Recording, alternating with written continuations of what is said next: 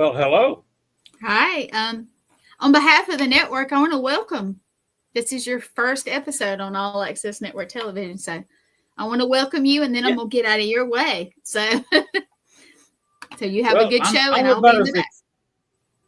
I'm about as excited as an old man can be. This is my excited face. Well, we're glad And to have by the you. way, did you get the short audio that I sent you from Bill, No, I did not. or did Facebook take it down before you saw it? It probably did. Because they've I been did not. taking down most of everybody's chat. I got you. I will go back and check, but I'm going to let you introduce your guest. But welcome, and I'm gonna be in the back if you need me. Okay. All right. All right. See you a little bit later, and welcome everyone to my new show on a new network, All Access Network TV. Welcome to my new studio, which is my den. I'm no longer in the so-called studio. That is now the back room, and we're going to turn it into a bedroom like it should be. And I will be using my den for studio. As you can tell, I have it themed behind me, so this should be interesting. Getting everything going tonight, and to break in this brand new show on a brand new network, welcome a friend of mine, Bill Hauser. Uh, he's we had to pay tariffs to get him here.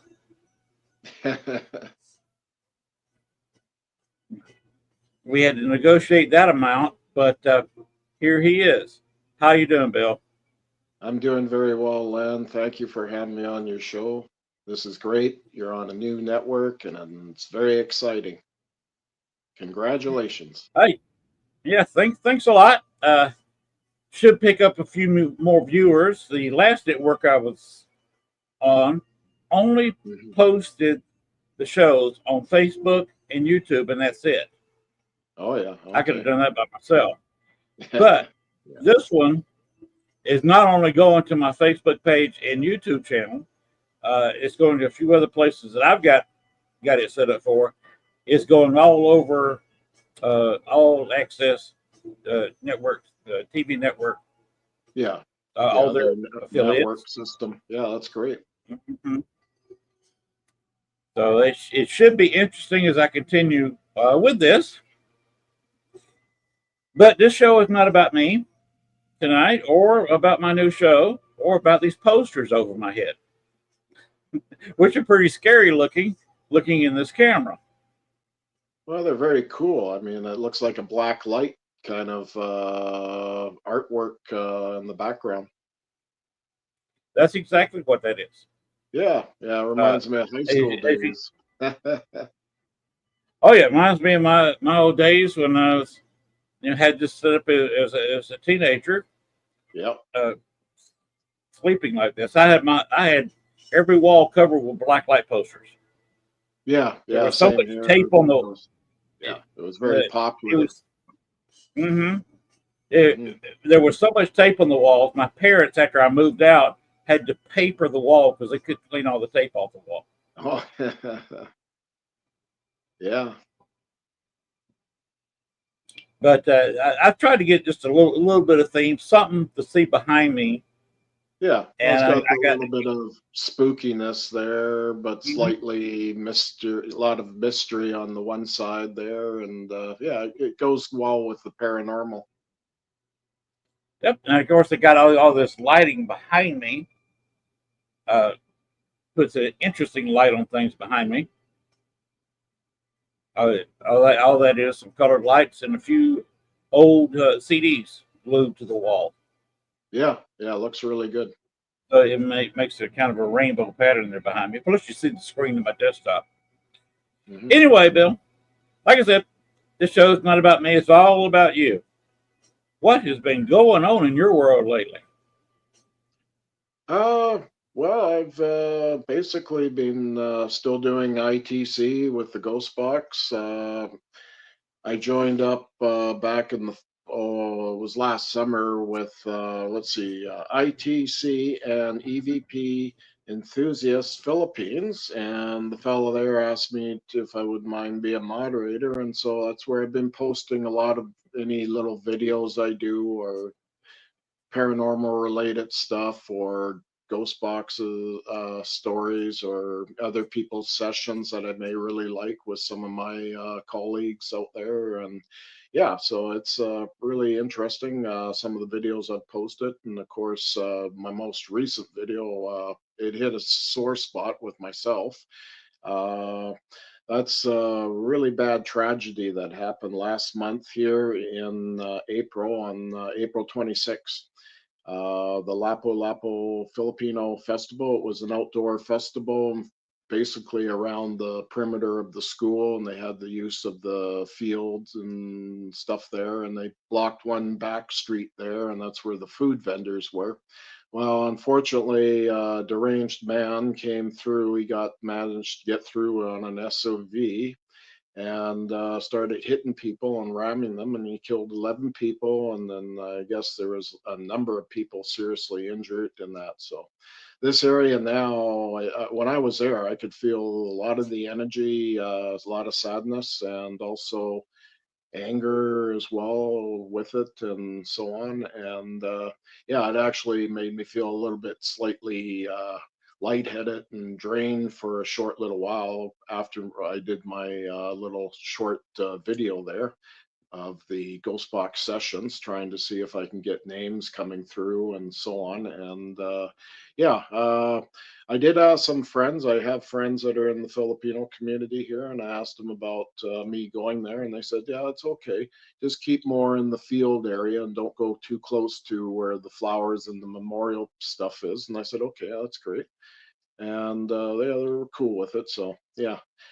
The number one is, did any Tagalog come through? That's the national Filipino language in that. And I believe some did actually come through and so on. And yeah, it made it an interesting video at the same time, but also I did get some people replied they heard killed and stuff like that, but would be part of the tragedy in itself. So again, it was very sad, and yeah, it was one of the worst, well, basically mass murders in Vancouver history. This is the ultimate in stranger attacks by, you know, an unstable man that has mental issues and so on. So yeah, it's hard to describe the words until you get there and see all the amount of flowers and stuff. It was very sad. And then, of course, we drove through on the road that was at that time blocked off. And yeah, I could really feel the energy as being a little, you know, I am somewhat of a sensitive, so I could pick up on some of that. So yeah, again, I don't know what your thoughts are if you heard that in the news back then, but I sent you some information about it. So that was a tragedy. yes, Just put it mildly. They got lucky in England, what at Liverpool, just a few days ago. yeah, I heard about that. Similar type of attack by a vehicle in a crowded area for a sporting event, I believe. So They were celebrating their championship. yeah, exactly. And yeah, again, these are very sad. You know, my thoughts about the man that was responsible for doing it. Yes, he was mentally ill and he had a history of that. But at the same time, I think he was a ticking time bomb ready to go off at any given time. And this event just happened to be the event that he was able to do what he had to do. And the results were very tragic. So, again, you know, my thoughts and stuff go out to the families and friends there and that. So, yeah. Yeah, thoughts and prayers going out to them. Oh, yeah, definitely. Did you get anything that was obviously Well, the not radio reference, notes? yeah, well, referencing to killed, yeah, that did come through.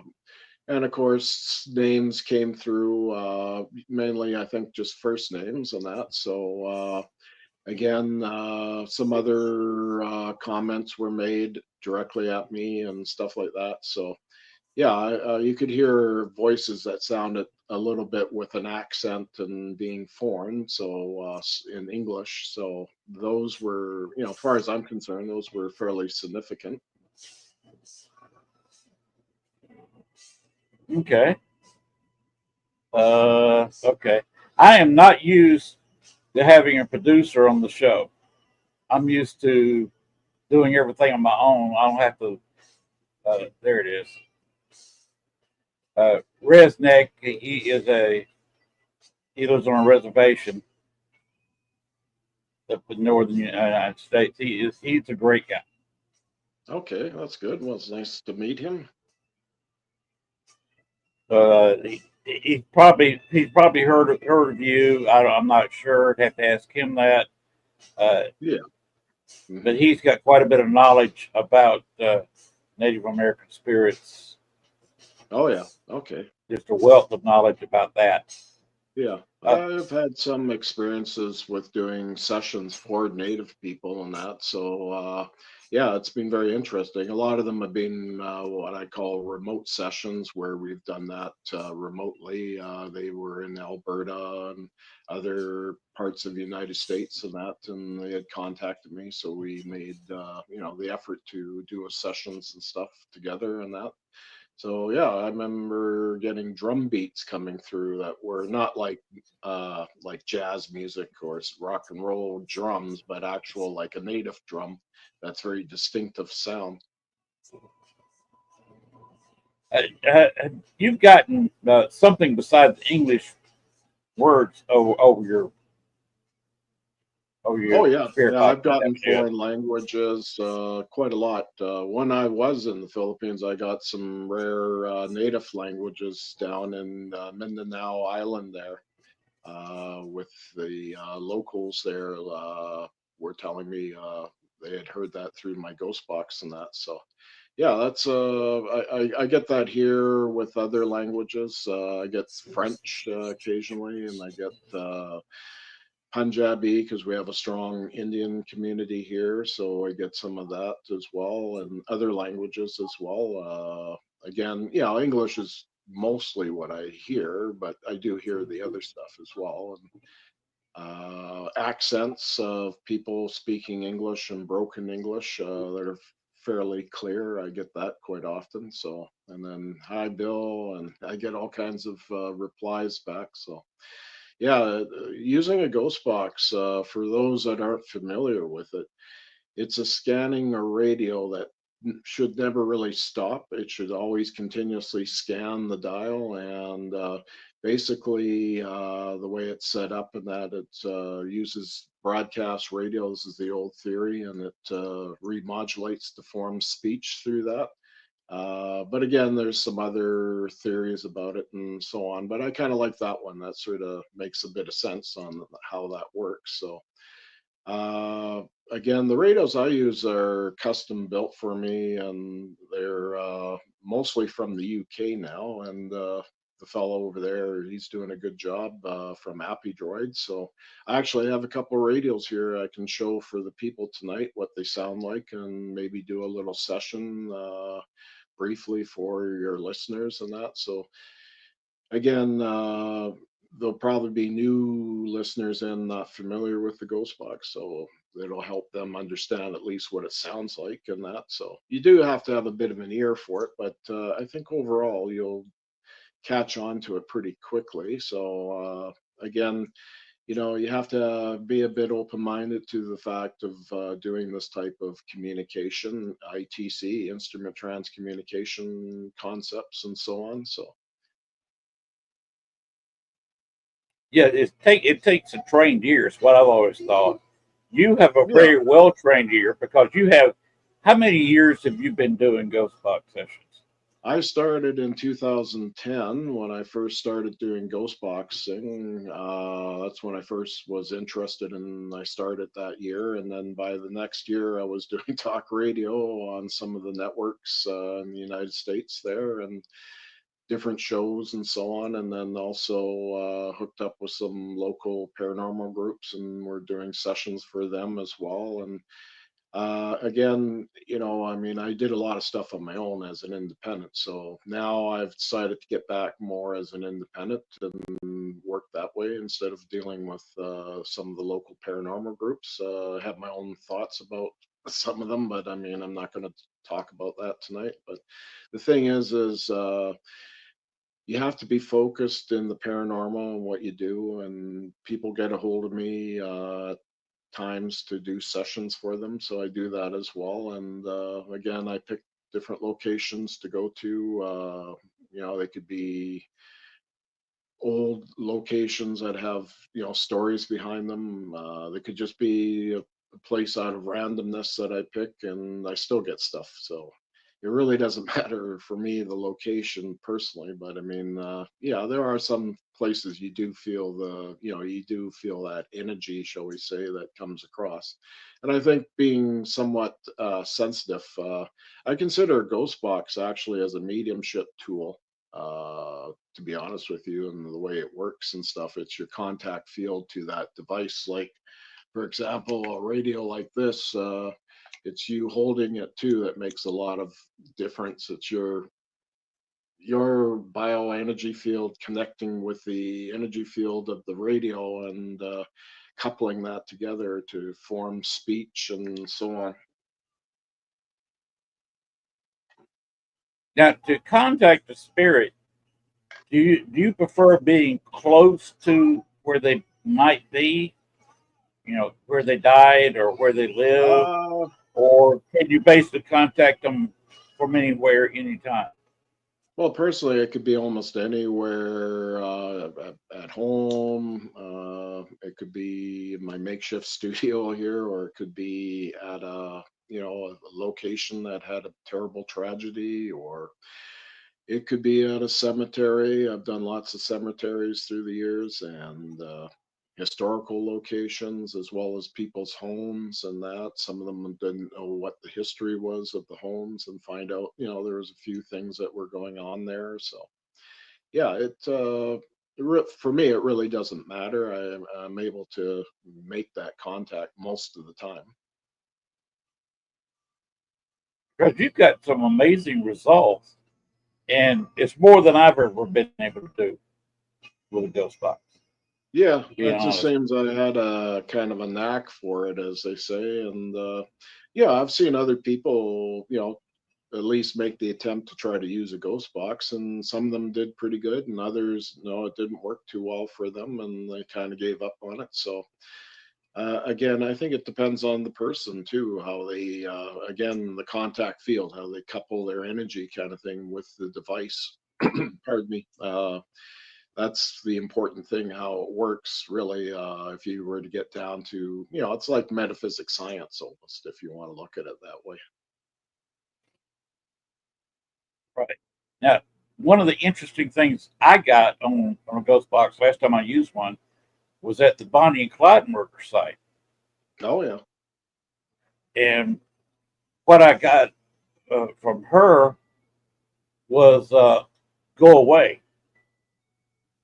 and there was no way that was repeated. "Go away, leave" Yeah. would be repeated that often over radio. Yeah, exactly. Plus, I was out in the country. I was barely picking up any station noise Yeah. whatsoever. Yeah, you're getting very little remnants of broadcast radio.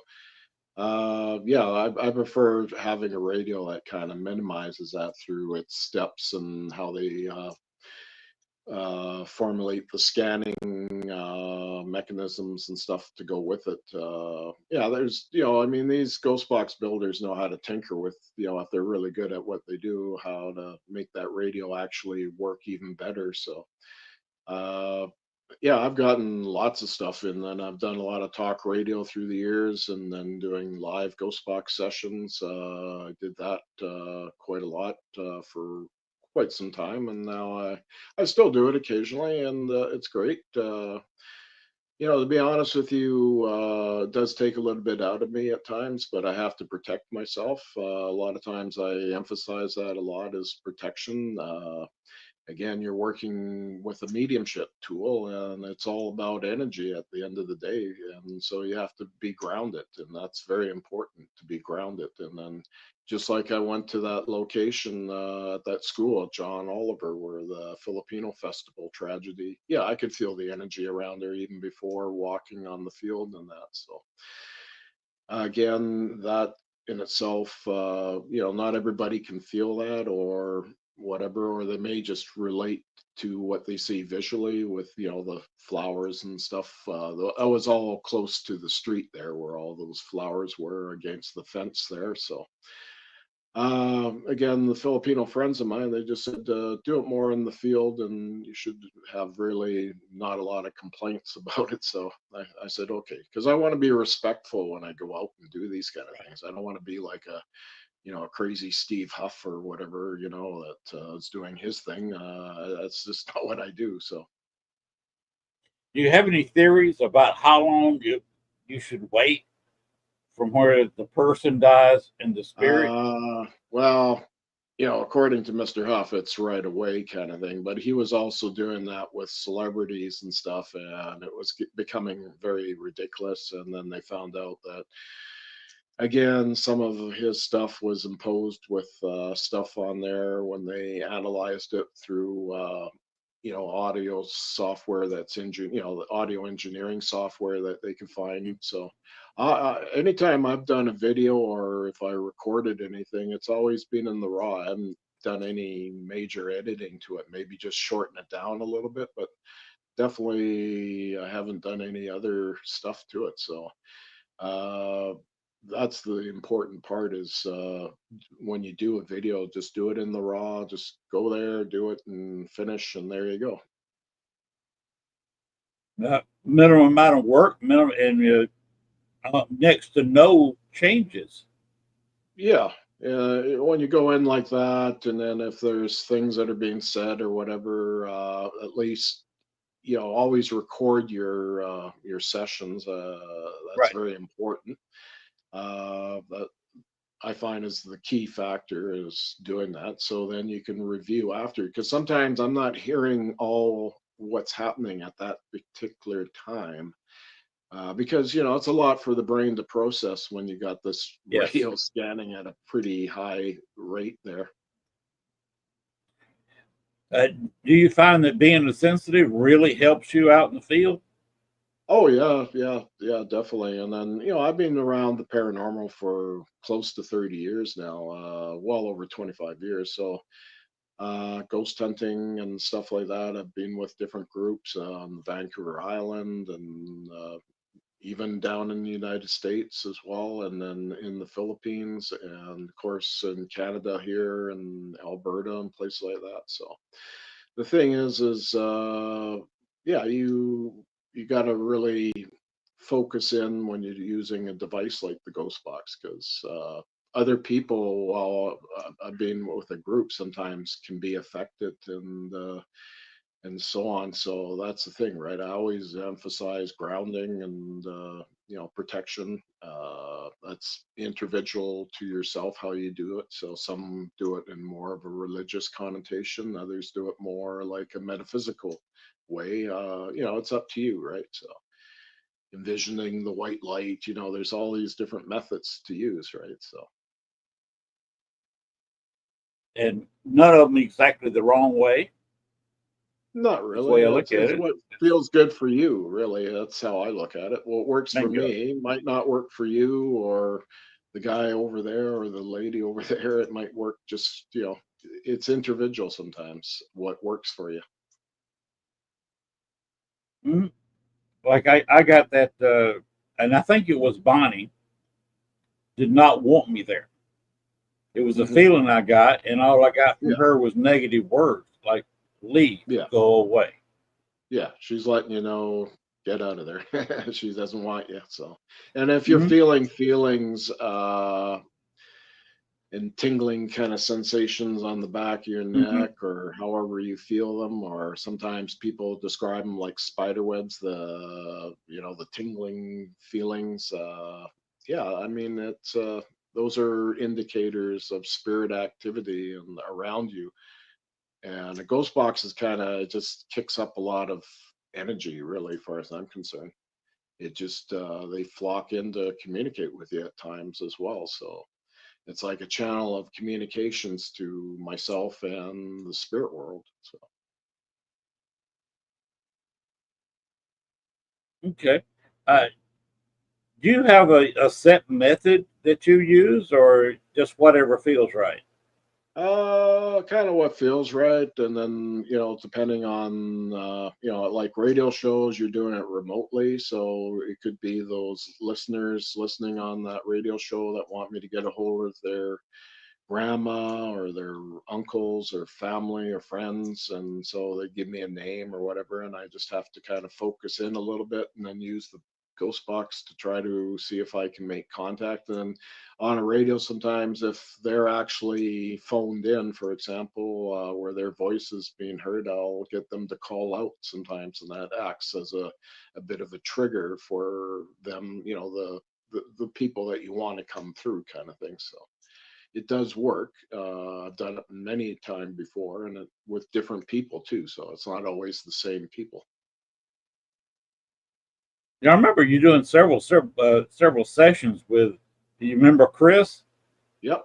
Yeah, I did a little bit with him there, and it was interesting. We got a lot of interesting results from that with the different people that he had there in his little group and that. So, yeah, it worked out well, and I mean, I don't always know what these voices sound like of these people, so that makes it really well. I go in there completely cold, and it's almost like a cold reading if you want to look at it that way. And so I really rely on the other people to let me know if they heard something that sounds like their grandma or their uncle or father or whoever is they're trying to get a hold of. Because I've been on some of them where people will post in the chat room what they hear, and Yes. sometimes you can get two or three people will post the same word because it's that obvious. But other times they're posting stuff completely different from what I heard, Yeah, and it I can didn't happen. even vaguely hear Yeah. what they heard. Yeah.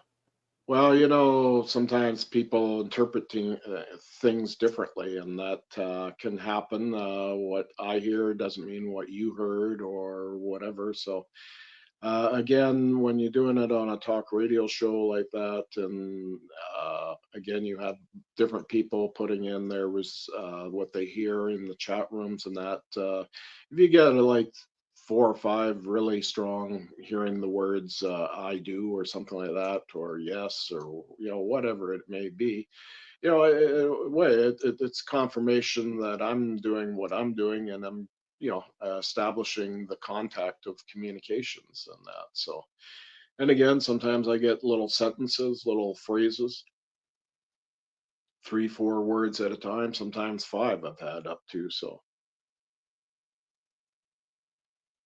I mentioned Bonnie was telling me to leave or go away during my session there. Uh, when you hear that, and I'm mhm. fairly certain you've heard "get out, leave" Yeah, before at certain places. Do yeah. you tell them you're not leaving, or do you leave? How do you handle that? Uh, well, it really depends on the people you're with if you're in a group. But if I'm by myself, I may consider, okay, well, I will leave soon, and I may have one question to say, and if you answer it, that's fine. If not, then I will shut down the ghost box and respect you and leave. Yeah, I've done that as well, and it depends on what you're feeling too. Like sometimes, you've gone to a real creepy site, you're gonna feel pretty like, okay, it's best not to do the session. They're getting pretty angry and pissed off, so. I decide to pack it in and stop the session. So That's kind of what I did. I Yeah, don't usually leave. I've had spirits tell me to leave before, and I'll say yeah, I'm sorry, I'm not leaving. yeah, And I think the first time I told Bonnie I'm not leaving, yeah. I just got here, Yeah, well, but you can she. shut down the ghost box, but you don't have to leave the location, unless, Mhm. you really feel threatened or, I mean, those are how I would look at it. And, if you're with a group too, you have to look a little bit about the safety. Spirits kind of go for the weakest person in the group and stuff like that. So some people just don't do protection. And I learned my lesson years ago when I went out on paranormal investigations. You got to do protection. If you don't, you're going to get in problems. So the thing is I learned the hard way. I had my body drained, and it was not a pleasant experience. And that was in Victoria at one of the oldest cemeteries, Ross Bay Cemetery, and a lot of very important people are buried there, as well as a lot of mediums. And the early mediums came in from England and places like that during the Victoria, around the Victorian time. Uh, that was basically where they set up the capital of British Columbia, was in Victoria. Before that, it was in New Westminster, what's not far from where I live. And that place can get pretty crazy too. There was a lot of stuff going on in New West as well.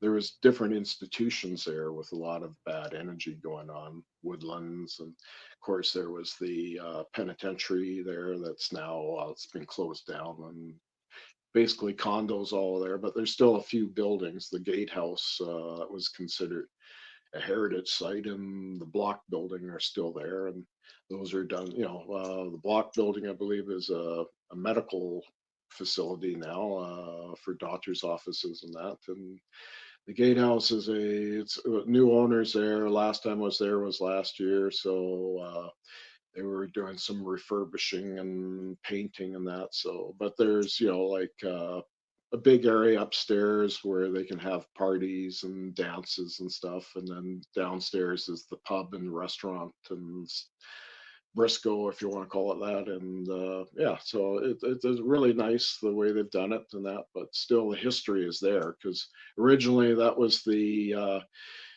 oh, British engineers that were working on the roadway through the canyon. So they had their location, and so they picked New West there, and they would go up from there on the Fraser and then onwards further up to do their construction work and stuff.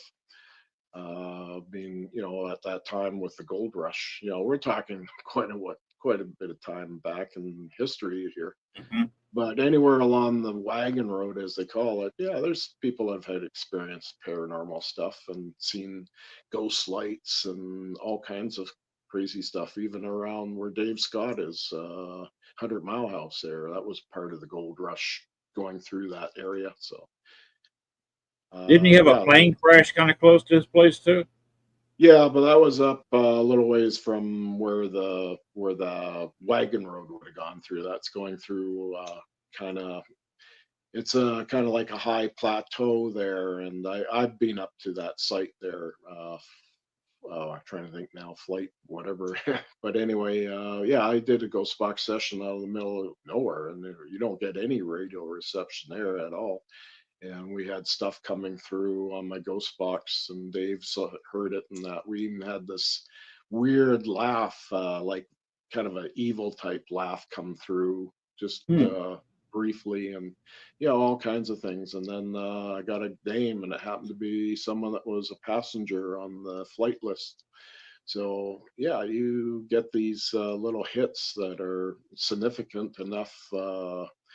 Again, the laugh was very creepy. I got the energy from that, and that felt really bad. So maybe that was the guy that planted the explosive in the plane. I don't know, but obviously he didn't want us to talk about it. So If he didn't want to talk about it, he had a little bit of laughter involved with it. That sounds like yeah, well, paying it's attention. probably a little deranged in his approach, but he went down with the rest of them. So it was probably like I think the police ruled it at that time was what do you call murder suicide. I mean that plane was almost full up with passengers. There was like 52 people on board that plane, approximately. I can't remember the exact number, but it was not a large amount of people, but it was enough that, back and then that made big headlines. I was only a little kid when that happened. So, but that year, I think it was 1965, there was also the Hope Slide that happened too, where quite a few people perished in that as well. And that was big time news of its day as well in that same year. So BC had two big tragedies of that time period. So Do you think that spirits can give you information about the future? I think they can give some indications. I don't think they're allowed to give a lot of detailed information, especially when I've pressed and asked about that. I didn't seem to get anything, but they give you little hints about things. Yeah, that can happen. I seem to remember being in on one. I forget who was running it. May have been you, but we asked about war, and it was about the time that Ukraine fired up. Yes. Well, I got the one with World War III. Actually, I have it on my phone here. If you want to hear it, let me just locate it. Go ahead. I'm sure everybody will be interested in hearing it. Yeah, I'll just.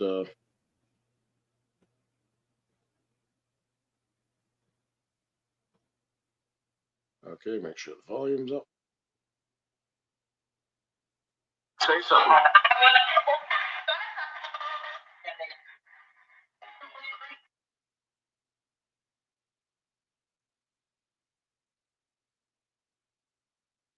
So Try that again, holding it a little bit closer to the mic. It kind of faded away there at the end. say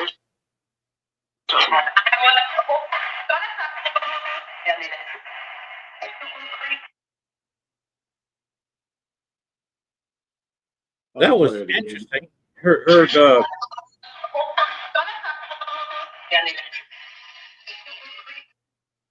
yeah, you hear it at the end. World War III, female. Mm-hmm. And it's scanning, pretty good clicking of scanning. That was actually done just, that was the time when Russia announced they're going nuclear and they're making their threats in Switzerland just prior to them invading Ukraine. So that was a couple of years ago now, about what, maybe 3 years ago or something like that. So something like that, I about mean, 3 years. I asked about it many times before. Can you tell me when nuclear war? And they wouldn't get anything. So the thing is they give you a little hint about something. Again, I think maybe it's the essence of the time, the mood of the Russian delegation in Switzerland with how they felt. Maybe that was brought, basically in the spirit world, they got that reflection of that, emotional energy, if you want to call it that. So. Again, I mean, I hope never we have a nuclear war. That's one thing I would definitely not want to see. So, but Well, since you mentioned nuclear war, there's been other people, and I happen to agree with this theory. You know how many billions of dollars we spend per year just maintaining our nuclear arsenal? That's all. mm-hmm. Just maintaining it. Yes.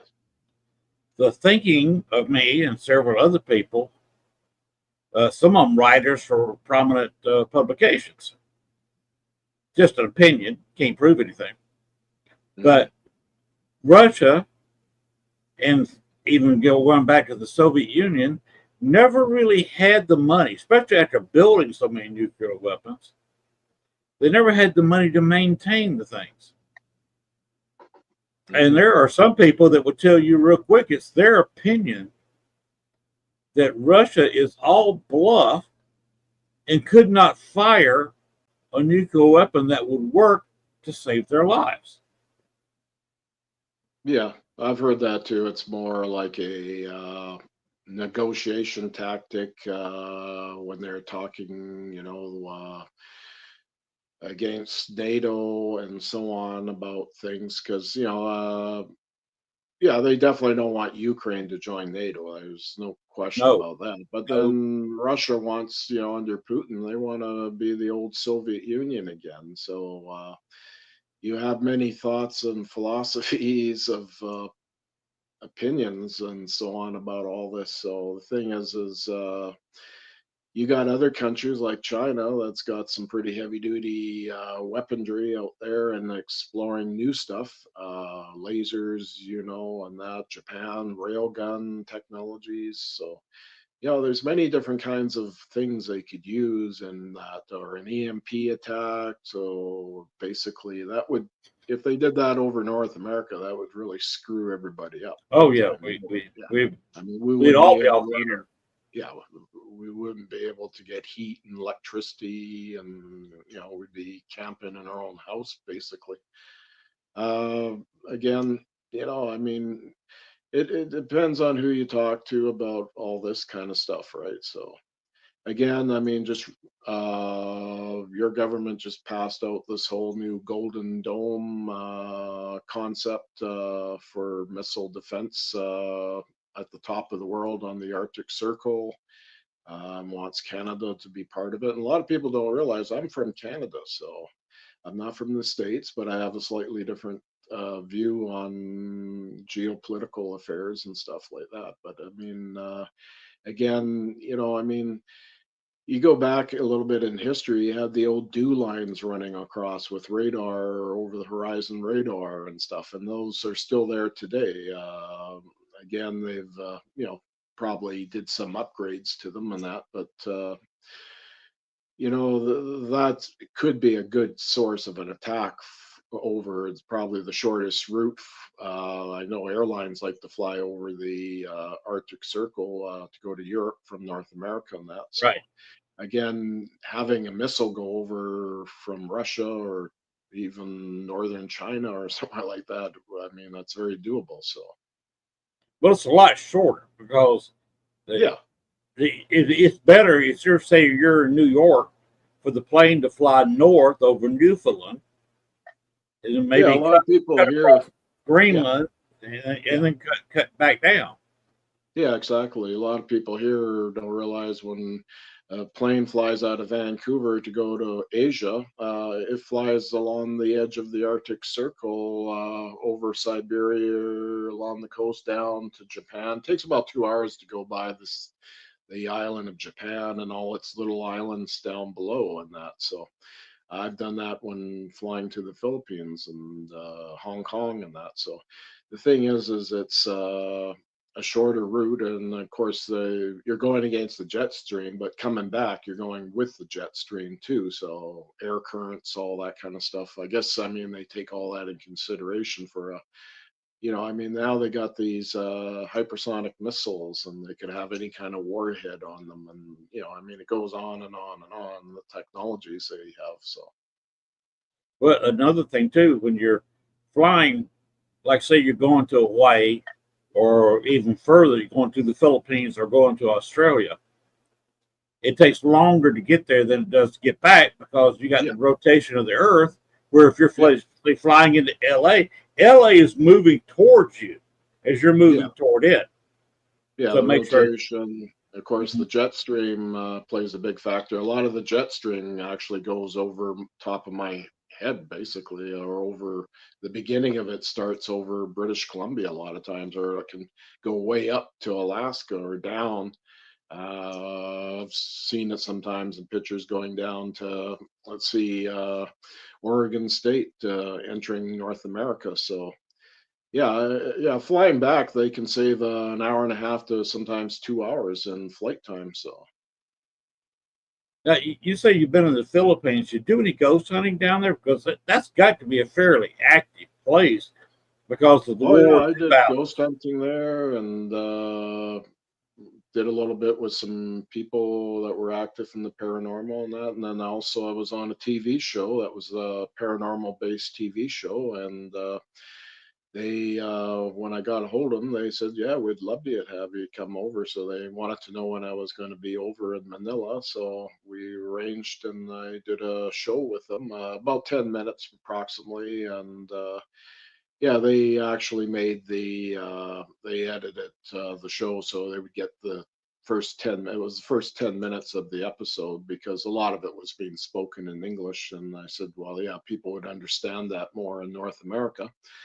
And so they did, and yeah, it worked out really well. And yeah, we went to a location that had a lot of car accidents, and yeah, the area a little depressed, and people, poor, a lot of poor people in that there, shanty town stuff and that. And then I heard too later there was a lot of drug use and stuff like that. But anyway, yeah, we were in there, and we were in the van because it had been raining, and I was doing the sessions and that. And then they had these little portable studio lights that are on battery, and they started fading out on us while we're filming and that. So, and then they came back strong again, and so they had some equipment issues as well. And again, yeah, I got stuff coming through the ghost box and that, and they put me on a timer too. That was the interesting thing, to see how I would get some results in a very short period of time. We'd say, Okay. okay, we'll put you in. You could see the timer,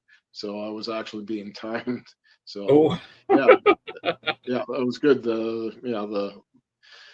The host or the hostess of the show was in the passenger seat and said, "I'm going to time you." So I said, "Okay, go for it." So yeah, we had a great time getting it filmed and that, and got the results. Enough that they would like to have on the show and that. And I was actually the very first foreigner to be on their show, so that was really cool. And yeah, I had a great time with them, and I liked the concept of their paranormal show. It was based on true stories, of course, but also they reenacted a lot of stuff. So they did a lot of that. And that was very important, the way they went about doing that. So, how did you develop such a close relationship with the Filipino people, both in Vancouver and the Philippines? because I'm married to a Filipino. People didn't know that.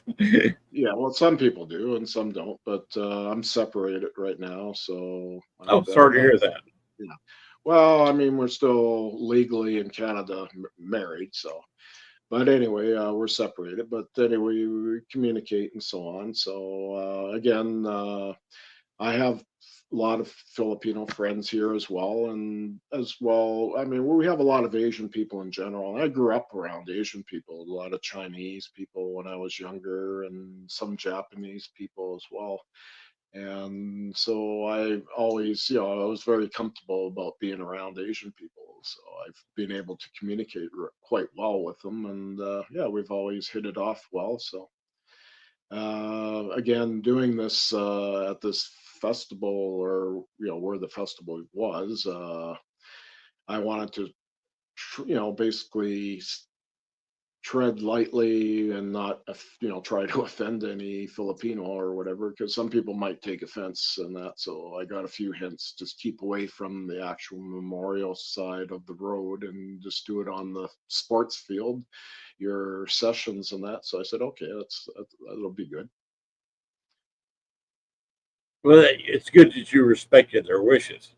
Yeah, I asked about it first, and I asked about four different people, and they all had very similar answers back. So I kind of kept with that same theme about going there and that. So, and again, the traffic noise was quite low at the time. It was on a long weekend. It was our Victorian weekend, so I actually waited about 3 weeks, about 3 weeks after. So I didn't go in there right away, and I think that would have been, well, there was so much attention around there. I mean, we had all the politicians of the day there. And it was just before the elections. Actually, a lot of people don't realize uh, the elections. Okay, it was the 26th on the Saturday. The 28th, that would be the Monday of April.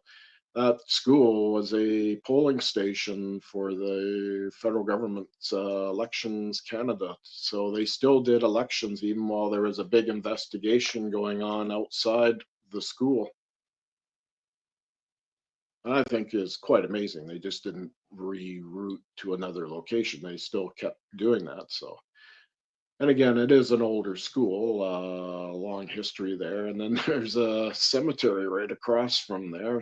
Oh So, yeah, I goodness. mean, yeah. So the area, I've been in that cemetery quite a number of times, and that's quite active in itself as or Vancouver's oldest cemetery. So again, you have a lot of prominent citizens of Vancouver buried there as well. So, I mean, that's just a little footnote of history, but again, that's the area. It's an older area of Vancouver, and that. So, Uh, what parts of Vancouver are we talking about are older? Vancouver well, being an island, basically, correct? yeah. Okay, we're talking along Fraser Street and East 31st, where basically the school is, and then the street behind it that leads to Fraser Street. That's the one they had closed off where it was in line with the school there. But then the man that managed to get through, and I think a lot of times he was Asian himself. I was told. Uh, I think he was probably just waved by whoever. It might even been a police officer there. They did have police there to some degree, patrolling it, but they did their their risk assessments and everything, and they felt that they had the necessary police and that there. So again, they probably will review for future kind of events and so on in Vancouver for this, but. Yeah, the thing is, I mean, you can plan all you want, but if someone's determined to do what they're going to do, they're going to find a way. And this guy was a ticking time bomb, and that's just my personal thoughts about this individual and what he did. Okay, and he really didn't really click into what he did after. While there was some people around him, there was a lot of angry people that wanted to beat the living daylights out of this guy, and so there was a few other people in the community there that kind of waited till the cops came and just kept the people away from him basically. So you had that factor as well, and yeah, I mean, it's I'm left kind of speechless about this all at the end of the day. When I first heard about it that day, I was like, whoa, I was like, wow. And it was such a beautiful day. It was a sunny day and that. So, yeah, it just, yeah, when you hear it on news, I first heard it on Facebook through a friend. He mentioned it and I'm going, oh, okay. So I look at it on the news and then I was really, holy mackerel, this is big time. This is something you normally hear happening somewhere else, not in Vancouver. So yeah, well, I mean, we do have our murders and that, but not at this level. So this would be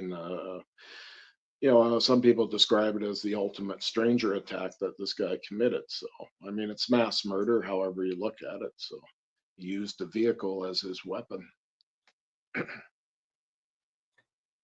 Yeah, and that's a common occurrence around the world. It's a Yeah, convenient weapon. It's cheap. You don't have to have an explosive, although some do. Some do add yeah, or explosives. conceal a weapon or a gun or a knife or something go into the crowd. I mean, there's many ways you could have done this, but I mean, as far as I'm concerned, that's kind of morbid to think that way. But at the same Yeah, time, it's a big thing for city police when they have events like this to have a certain amount of police presentation there as well, the presence of police, and then also they may hire a security firm or whatever to do crowd control and that. So that happens a lot at events. These kind of festivals. I've gone to quite a few, and they usually have private security there as well. it's true. But yeah, I worked the Olympics. Remember, Yeah, so yeah, I'm that's right. familiar with how things can Yeah. change in a heartbeat. Yeah, Uh, exactly. The logistics of a lot of different agencies working together to make it safe for the general public that are attending that event. So yeah, it's quite an undertaking for any authorities to do, no question about it. So and you got the crowds. It's a lot of energy, and that may Yeah, be you did. why you got Yeah, results there yeah, because of you did what, the '96 Olympics, if I'm correct. '96 Olympics. Yeah, yeah, in Atlantic, Georgia. Well, I actually did in my hometown of Columbus, Georgia. We had the Okay. women's softball Yeah. games Okay. Yeah. So in some of the Columbus. events were being done outside the city there. A lot of them were. Yeah. Yeah, it Yeah, was like that too for the Winter Games here in 2010. A lot were done up on the local mountains, but they were having problems with snow and that. But anyway, they managed to pull it off. Further up the coast there in higher country, higher elevations like Whistler and that, they had built facilities for the Olympics, and they had no problems with snow or anything like that. Of course, it was the Winter Olympics opposed to the summer. But again, I mean, doing security, for that they had RCMP on snow, but like on the backcountry leading around the events, and they had soldiers out there and doing that, and then of course security at the events itself, on location where the spectators could see, and yeah, it was quite an undertaking. I knew a security guard that worked there, and yeah, he was telling me about some of the logistics of stuff going on at that time. yeah. A lot of people don't think about that. Logistics is a headache. If if you Yeah, don't get the well, small even my stuff done, job uh, had some relation to the Olympics at that time and other events earlier, like Expo '86 and so on and that. So, yeah, you had a lot of people traveling and that. So I worked with the ferry system here in British Columbia, and yeah, I mean, they had a certain amount of level of security for it and everything, and that. Luckily, nothing ever happened, but yeah, definitely, they wanted us to keep, a watchful eye and anything unusual to report right away and so on. So right? again, these kind of events are, yeah, you just don't know what deranged person's going to show Yeah, up, right? So and something like that, like that one over in Liverpool. yeah, Yeah, yeah, that that's almost like a was a local copycat. guy. He was Yeah. from the neighborhood. Hmm. He may have just got angry because he couldn't get to his house or something. I don't know. Yeah, something said at this, the person, he kind of went off the deep end, and this is the end result. A bunch of people die, and a bunch of people are seriously injured. With rehabilitation and long time of healing and so on. So, and of course, the emotional healing never really goes away. And then even some of the witnesses, they've been reported with post-traumatic stress because they actually Right. saw this take place with this guy. One witness described the sounds of the vehicle hitting the people was just horrifying.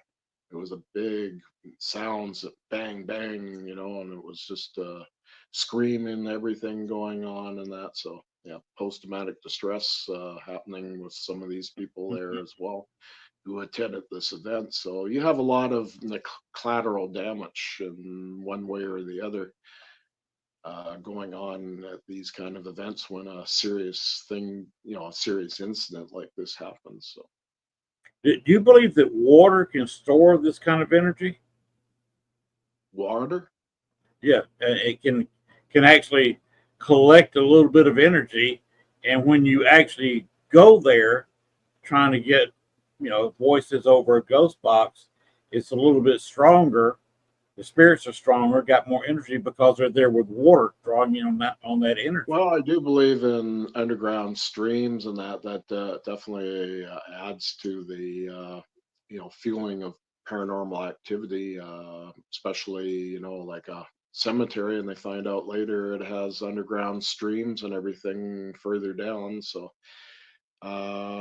yeah, I mean, well, a good part of Vancouver and Metro Vancouver area has even where I live, there's underground streams and stuff and that, and water coming up out of nowhere kind of thing. And so, yeah, springs are happening here. So, Uh, We had been at it for a little bit over an hour. Uh, I was going to try to hold it 90 minutes or so. Plus, it's getting kind of a little bit late. Uh, did you want to do a ghost box session or not? If you don't want to do it, I that's could do fine a with me. demonstration just Okay. so people can know what it sounds like, a ghost box. All right. And again, yeah, this is.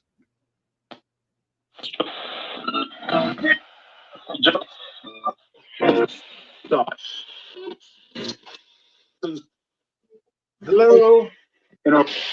How are you? You wish to talk to me? You don't have to worry. I'm on a radio show. You might know somebody out there. How many active spirits are around my area right now?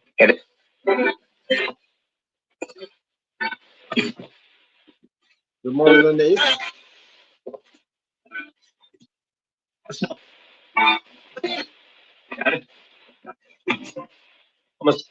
You don't have to worry. I come in peace. Can I get a name? Is it possible to get a name? Nice to meet you.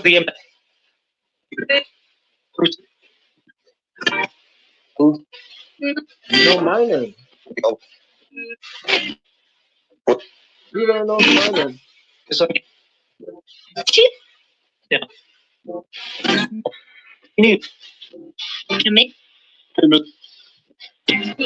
Are you around here right now?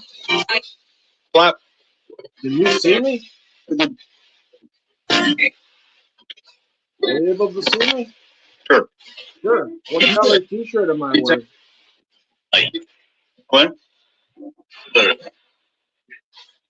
Did he just say Gwen?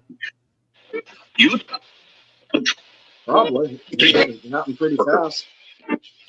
You know the color of the t-shirt?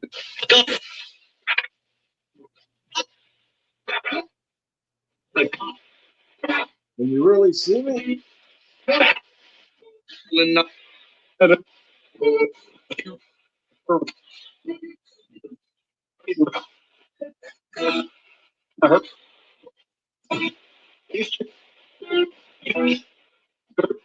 Anyway, nice to talk to you. Okay, that's that ghost box, and then I have a little bit different, made by the same guy, but from Okay. Droid from the UK. But this one is more experimental. So this actually has a void coil that is connected with the speaker, and it's insulated so you don't get a lot of disturbance. But it kind of boosts their voices when they come through. So let's turn it on.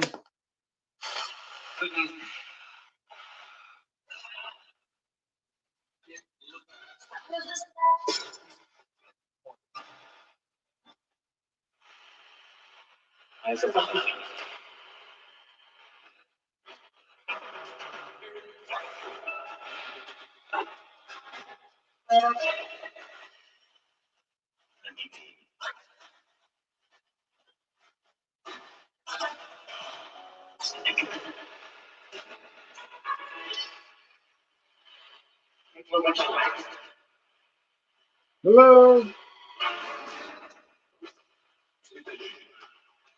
You have a message?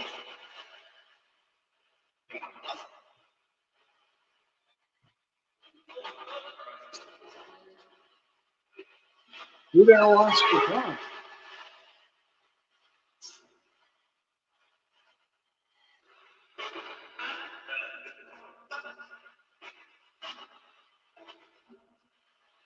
You have a message?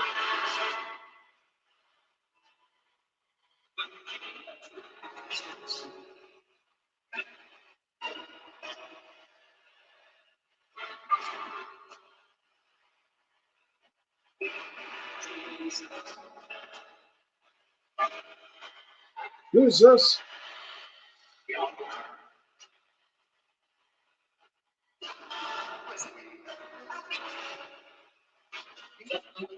Are we happy tonight? You are?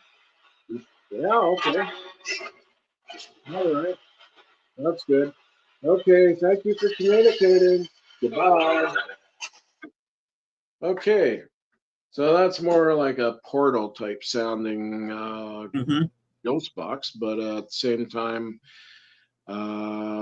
yeah, they have this special coil system in there, so it's very experimental radio. But I've gotten some pretty interesting results by using it and so on. So, yeah, it's a lot different from the first one, but again, it is very interesting how it was made and the concepts that are behind it and so on. So again, I don't know if you've ever heard that particular radio that I've done, but you might have seen it in some little videos that I've done recently. So Yeah, that was a nice little radio you had there. yeah, well, both of them are very nice. So I like the first one. It's very portable, so yeah, taking it out is really handy. And yeah, you can go on location and don't have to do a lot of pre-setting up or anything. So yeah, it works very well. And again, the results that you can get can be quite amazing. So You say you get better results when you're actually holding it in your hand than sitting it down somewhere. yeah, tends to work better. But I have used other ghost box sessions where I've had the radio, sitting on a table or a desk and that. So, but yeah, every once in a while I'll touch it at the back or whatever, and that, especially when I was using the Codeless Box 89 by Mark Cudless in the UK. I had that hooked up to a type of echo effects speaker system and that. So yeah, it worked out really well. Yeah, you got some clear stuff coming through on those kind of radios. So yeah, they've worked really well. I got a lot of radios actually, and some of them work very well, and others, well, they're not the greatest, but they're collector items. So I have probably the largest collection in Canada, as far as Really? I know. Anyway, I got a lot of radios. I got like close to 50 radios and so 50. on. Yes, Did you 50. say 50? 50? Yeah, yeah, 50. Wow. You actually see some of them back there because my table and that and little shelf there, if you look over, you'll see. Actually, I'll just give you a little review. It's a bit dark there, but you can see all the equipment there. Some TVs, ghost boxes. Guys like Steve Halte built boxes for me, and Jay Prather, and oh, Austin Mathers, quite a number of different people, Mark Cudless, and so on. So yeah, it's amazing the amount of builders that have built. And then of course I've hacked a few radios too. When I first started, so the Hack Shacks and some of the other ones. That is an interesting collection you have, and they're all different. Yes, yeah, they're all different. They're, well, mind you, I have a couple of the PSB sevens, but one is actually a detuned one, and the other one is an older model.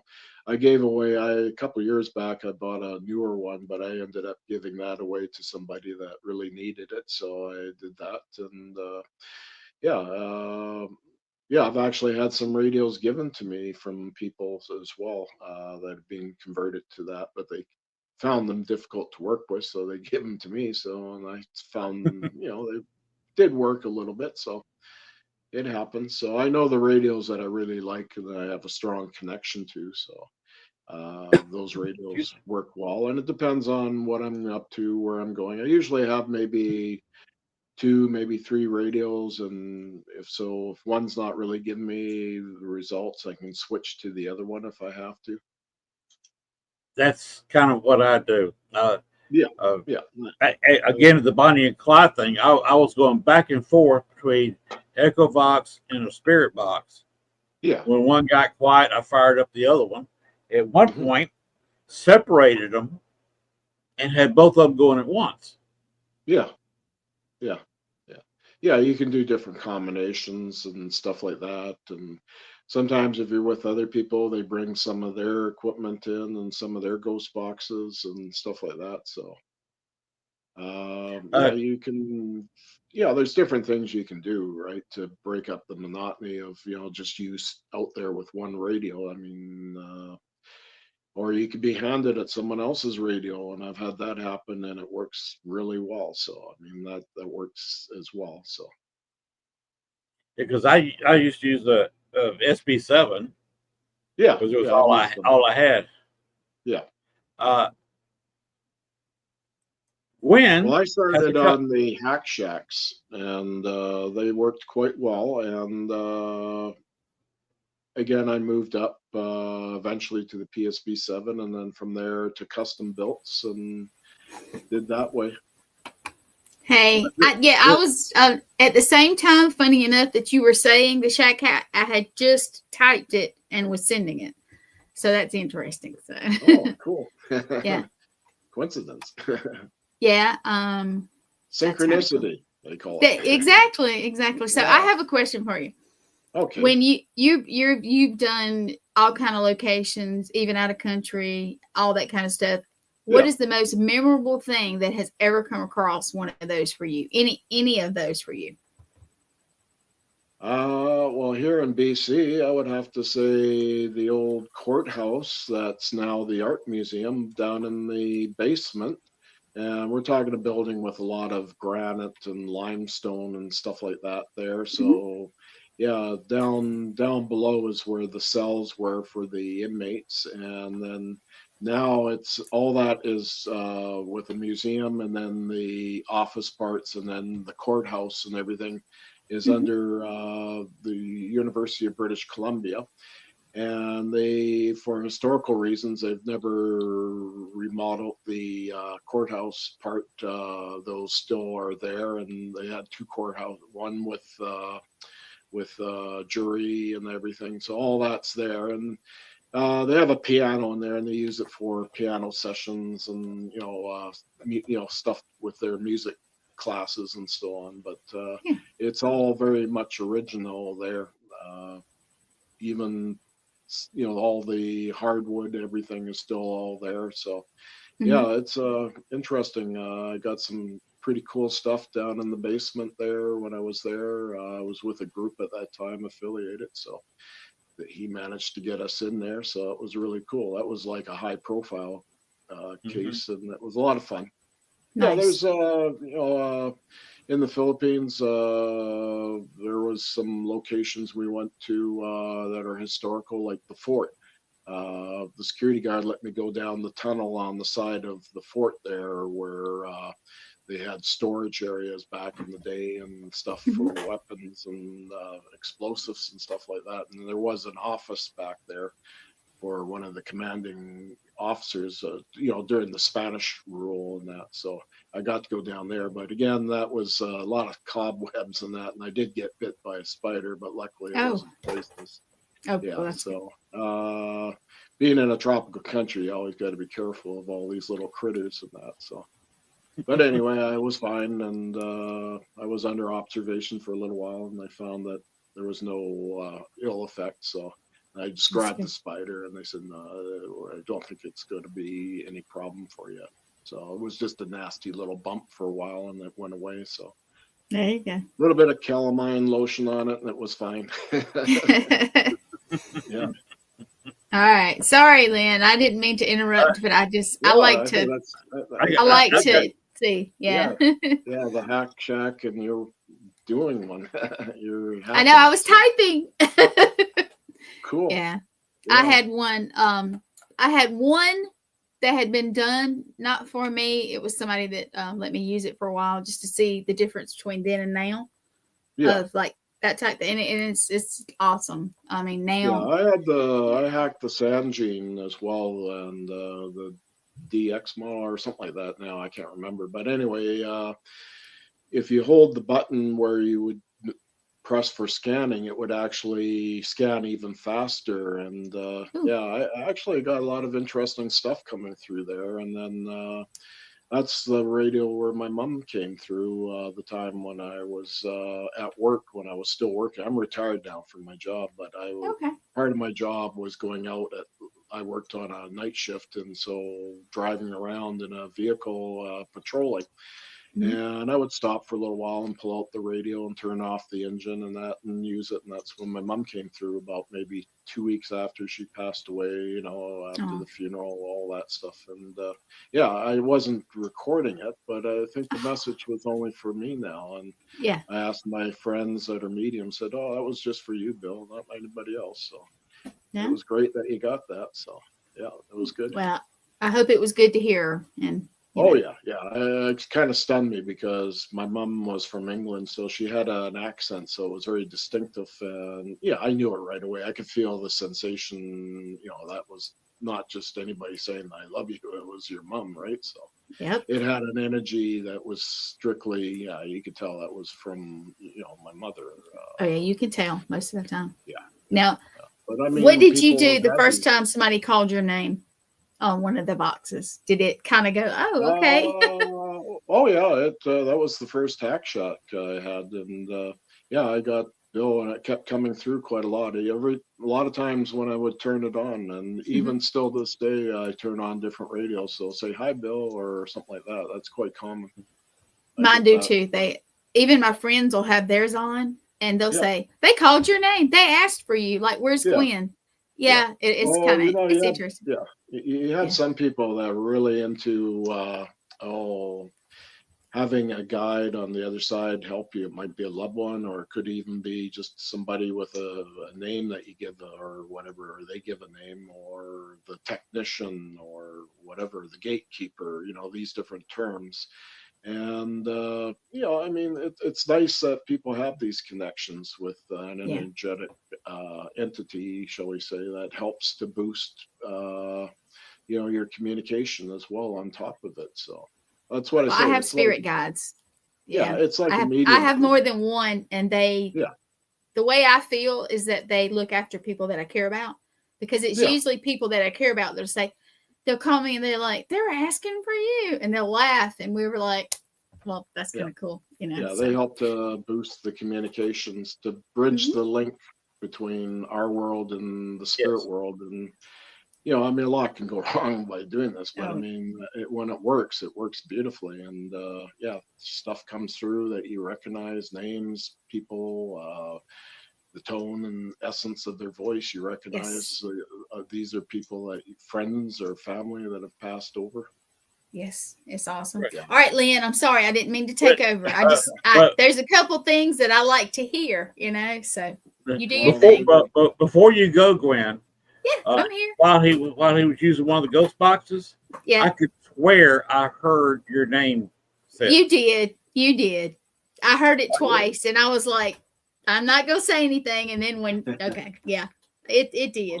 They usually do. So yeah, well, that's good. It's just a thing. There. Yeah, and they may even, Bill, next time you use it, like on a scene or something, they may say my name. Yeah, that's good.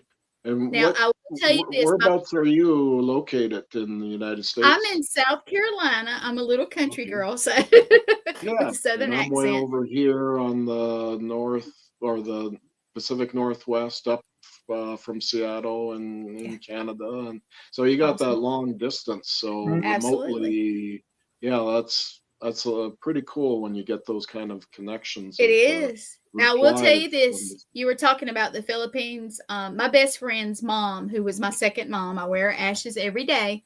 She, her father was from the Philippines, so she was half. Oh, okay. Or basic. So he may have not been 100, but she was basically half Philippine. And she died not quite a year ago, but she was my second mom, and she was a little Filipino lady, and just as sweet as she could be. And so. Yeah, they're very sweet. The amount of Filipinos I've met, they've all been very nice, very kind-hearted. So most are. Yep. Yeah. So anyway, Len, go ahead. I'm here. I'm not going to go anywhere because I know you're going to cut it off in a few minutes. I'll quit taking over now. Okay, that's great. That's all right. Break in anytime, Gwen. Okay. Yeah. She's just a little innocent Southern belle. Well, my horns hold my halo up, so it's a joke. It's a joke. Yeah. Actually, it's not. Yeah, well, it depends on the day. How about that? Depends on the day. So, This is true. yeah. It is a great pleasure and an honor for me to be working with you, Quinn. Thank you. I was looking forward to it. So we waited a little bit for him to finish up a couple things and yeah. So but it'll get bigger and better. You, Glenn.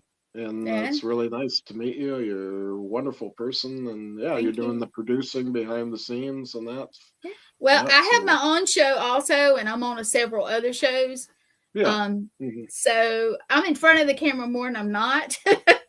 Let's say, but yeah. I mean, I like I said, I have my own show tomorrow, but we would honestly, I know I didn't see a Facebook for you, but I always ask, if people want to talk to you, how do they get in touch with you if it's okay with you? Well, if they want to see, because I do put the odd videos out and then information about anything to do with ghost boxes and paranormal, is again go to IEC or ITC and EVP Enthusiast Philippines. It's a Facebook group, and I'm a moderator there, and so I'm giving them a little plug for tonight as well. And join yes, please do. And, please, more members is always better. We get a lot of people in just visiting, and I mean, guys like Steve Halty have been in the room a few times, and a few other high profile people in the ITC Ghostbox community. So well, please add me at least. That I know, so they're really good. So. Yeah, please add me. And honestly, I'm sure somebody else on our network would probably want to have you on if you're ever willing. I'm more than willing to do so. So, awesome. I like to do radio shows occasionally. And, I may even want to get back to doing, once a month or something like that, a live Ghostbox session with the audience and have their keep us in mind. Yeah, keep the network in mind. We love doing different stuff. And I appreciate it. And Len is going to say, "Quit talking, Gwen. Quit talking." Well, Len there knows me quite well, and knows the number of shows I've been on and doing exactly that live Ghostbox session. So that and that's how cool. People have really enjoyed it, and I mean, I've enjoyed the people giving comments, and I've gotten a lot of great people. Behind the scenes giving me encouragement and stuff. So it's good. There's times when I'll take a little break from it and then get back into it again. So now I'm looking at, maybe doing a few other things, combining that with Ghostbox. So I got to kind of see if that will, work well in that. So, but I won't let on to what I have in mind yet. Oh, no. But anyway, we've had Austin Maynard on several times on the network, and I know Austin. Yeah, he's a great guy. Have you seen his illumination station?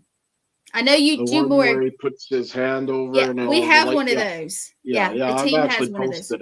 Yeah, I posted it in that chat room there. From the Philippines there. So well, we have one of his older inventions that has the little TV up top. And Austin, I'm sorry if you watch this. I can never remember what it's called. I can't, but it's nice and we love it. We had to get ours worked on because we had a little bumpity accident transporting it, but he sent it back even better. So he's awesome. These guys know how to twig electronics, so they work well for paranormal. And I've known Austin for a while, and he's teamed up with Jay Prather, who I know quite well. And these guys are cutting edge on what they're doing, especially those two right now on their stuff. Oh yeah, that Jay and Austin are doing. They are awesome. He is brilliant. All right. Len, you do your thing. I'm gonna shut up now. I'm gonna just sit here for a minute.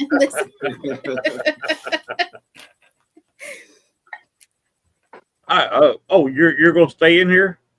Yeah, I'm gonna stay in here a few minutes because I know you said you were gonna end in a few minutes. And I got to get in the habit of working 90-minute shows, and I don't know how late you want to stay up tonight. Bill, I don't know how long he wants to go. I'll Bill, Well, Bill it's on still my early at my time. It's still early, so it's only like I tell you what, just because it's your first night, you can have at least another. You can have till 2 hours. That'd be great. Then after that, I'm gonna have to hit the sack. So yeah. Well, yeah, because you guys are on Eastern and Central time, so yeah, I'm yeah, because I'm on Eastern. Pacific, so Yeah, so it's yeah, like it's 12. like just 5 minutes away now to 9:30, so I could go for another half hour, see how I Yeah, feel, and if I want to do you think continue. I'm gonna go back if you guys want me Yep, to call? But there yep, was one question, and I put it up. I don't yeah. know if you saw it. And we were talking. Paul Scott. I don't know if he's still on here. I think he is. It says, "Are any of the ghost boxes quite other than when a spirit speaks?" I've been trying Okay. to figure that out, and I hadn't Okay. figured that question out yet. Paul, can you clarify? I think we might have had a little Yeah.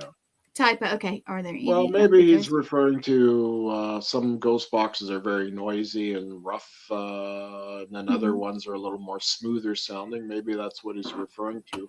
Right. Again, I always say every ghost box is not equally the same. They're all It's uniquely not. different, and Right. from hacked ones to custom built ones, like what Austin does, Mathers, or Jay Prather, people like that do. Yeah, I mean you can try different things to work with a ghost box too, right? Mm-hmm. So again, it's still a radio at the end of the day. That's what I keep emphasizing to some people. It's just being tweaked so we can better communicate with the other Do you side. ever use the little spirit boxes? The little Oh yeah, Do you like those the at all? PSP 7s. Yeah, actually, when I first started, Mm-hmm. I had gotten one actually the next year in 2011. So I worked with it, and then eventually, yeah, I got actually just before that I had gotten the Sanjing, but I first was on the Radio Shack Hack Shack that I Mm-hmm. hacked. I got it. I had to go to Bellingham because our Radio Shacks up here, they were basically no longer here. Yeah. Whatever Radio Shack Canada, I think, got sold off to the source.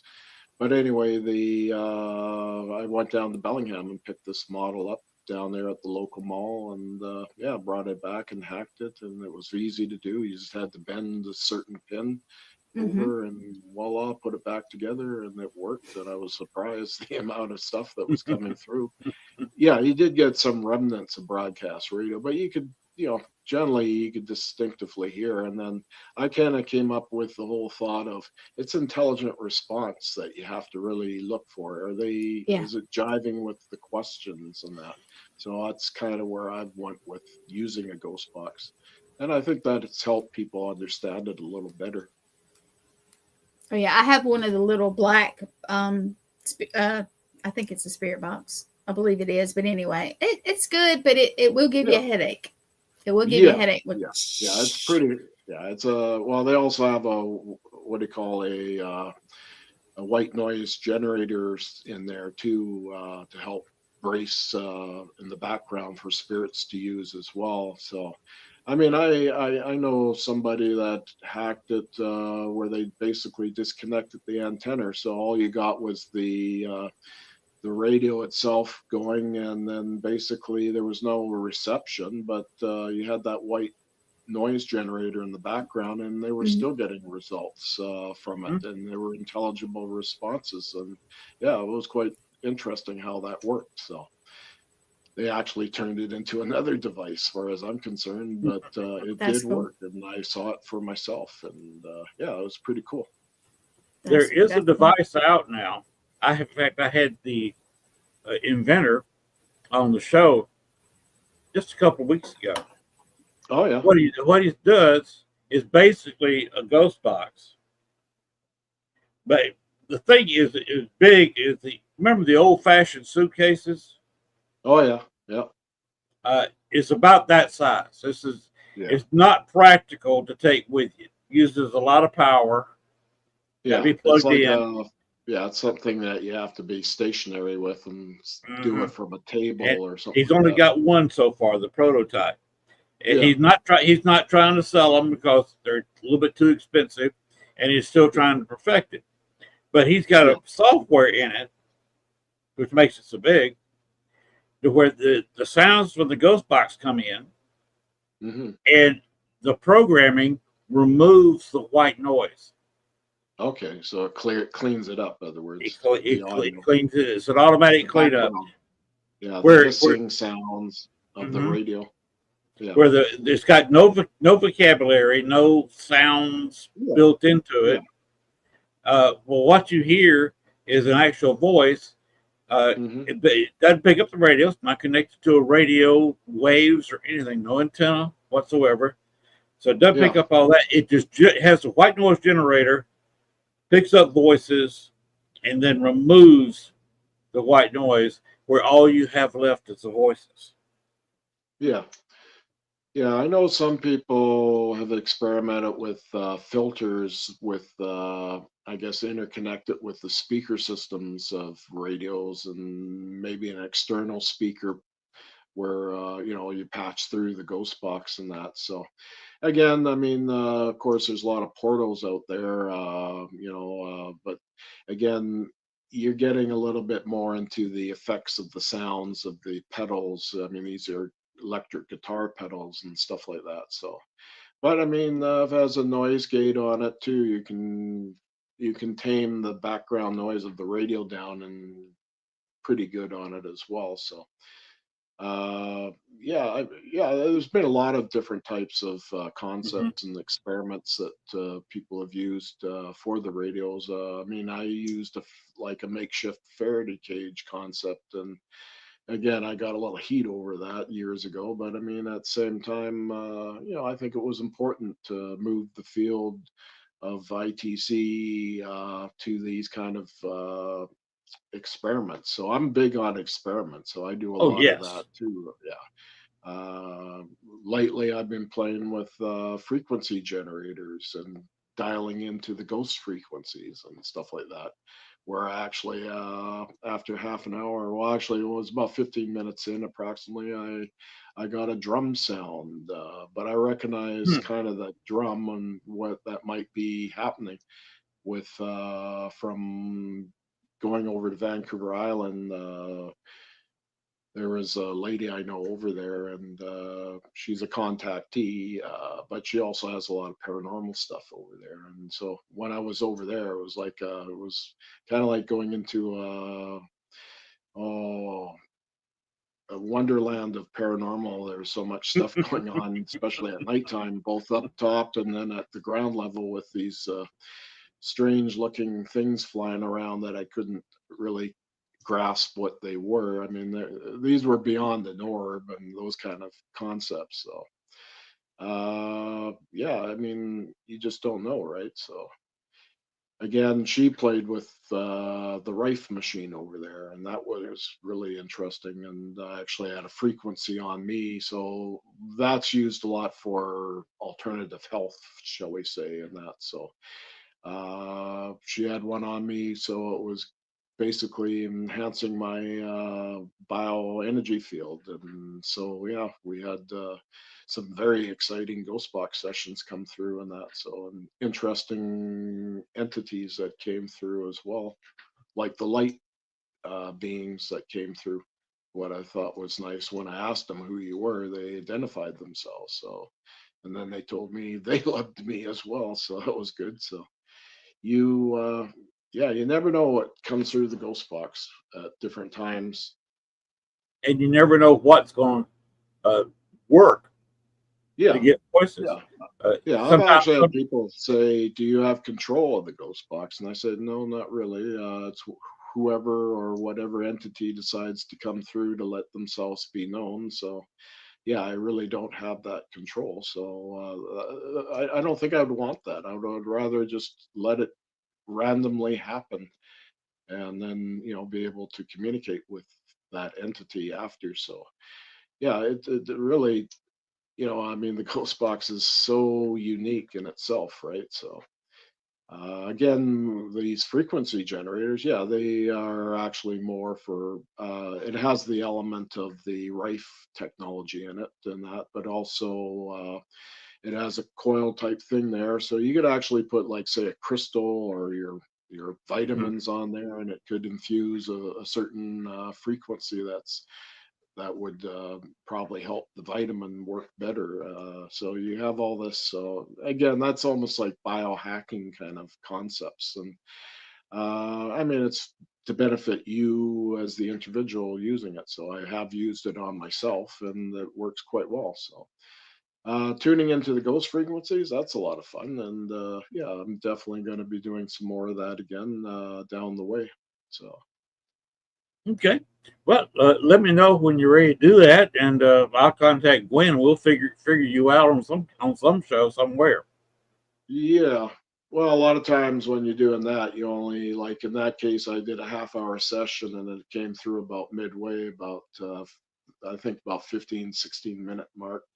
So it was just a drum sound, and yeah, I recognized it. And the nice thing is, I did it in the afternoon when where I live, my landlords, they were out working and so on, and the next door neighbor, they were out, their kids were at school, so it was a very quiet time. So there was no other people in the house, shall we say, and this all of a sudden this drum comes through, and I recognize that drum sound. It was distinctive. It's like a native drum, and it's a hollow type sound.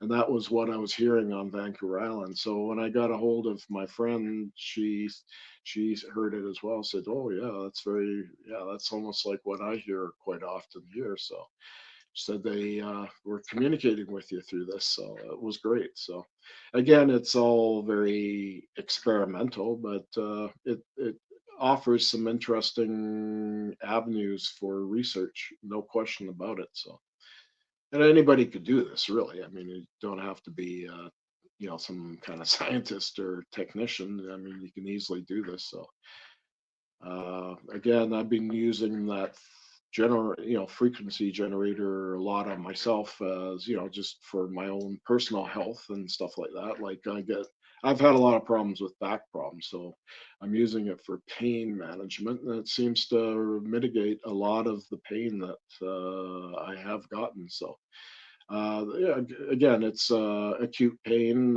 as well as chronic pain as well. So you have the two different medical terms of what pain is. So Yes. yeah, I mean, but you could use it to encourage your body to be more healthy with your immune system or something like that, right? So or balancing. There's so many frequencies. I mean, I got these frequency generators that go up to 100,000 or whatever in hertz. So yeah, I mean, yeah, it's great. I know other people out there looking at these kind of technologies and that to use for their own personal health. So yeah, there's something behind it, no question about it. It's like acupuncture. I get that done quite often on my back and my neck area because I got herniated discs. I got quite a few, but I never decided to get them operated. I just refused that from the doctors. So but now the doctors are saying we don't really want to go that way. We want you to go to a chiropractor. So I did that, and the chiropractor made me a lot better. So oh, cool. Now for me, it's working out a lot, and those kind of things to help with the problems with the lower back and that. So, but since I've been doing that, I've been feeling a lot better. So. Well, Yeah, that's nothing worse than being in bed for about 2 weeks at a time. oh yeah. Morphine. That's having something natural like a chiropractor. Yeah, chiropractor, and then you could use this on the side for pain management with a frequency. It's really not going to hurt you at all in any way. So yeah, I mean it's open to a lot of opportunity for personal health, as well as you could use it for the paranormal, like the ghost frequencies and that. Mm-hmm. So again, the more you use, I think the better things will get. So it's like using the ghost box. Some people just it takes a while and it finally starts to work for them, and others it doesn't. So It took me a while to get used to the ghost box because yeah, when I first started using it, minutes, and the static would just cause me to have a headache, and I'd have to yeah. turn it off. Yeah, 'Cause it's I was very just hard, and unable to even concentrate on what was being said. yeah, yeah, it's very hard to focus in sometimes if you've been doing it for a while and your mind kind of drifts off, and yeah, so And I'm yeah, more used to it now. I can yeah, actually do a session and yeah. listen to it for 30, 40 minutes. Yeah, you're more conditioned to it, just like I am, Mhm. and using it, and then being able to get some kind of results from it. So, Anybody out there who wants to become, very good with a spirit box, it's like getting to Carnegie Hall. Practice, practice, and practice. yeah, exactly. Yeah, it's a skill, Yes. really. Yeah, and I refer to the ghost box as a mediumship tool a lot, as electronic mediumship. That's been floated around that term, and I tend to like that term because I think it really reflects back to what the ghost box is. It's ITC, instrument trans communication. So you're using a means of a radio, or it could be another device or something like that. That ITC actually covers a lot of areas of different devices to use, or they could use water in a bowl, like a dark bowl with water in there with a crystal in there, and you shake up the water a little and then have a camera pointed at it and then watch unusual faces appear, and all these kind of things that are going on. So yeah, it's a fascinating area. Some people use smoke or whatever, or vaping ones or something like that, and watch for faces to appear. And that, of course, you're going to have your critics out there and so on. But I don't, to be honest with you, I don't really pay attention to them. But I mean, at the same time, I can understand some of their points. But when you do get a face out of randomness, that's far as I'm concerned, that's significant, because in nature, I mean, you don't always get that in that level at that, you may get a mountain where you see something, but it might not be as clear as what you think it is, and so on. So, the way your mind processes something and that. So,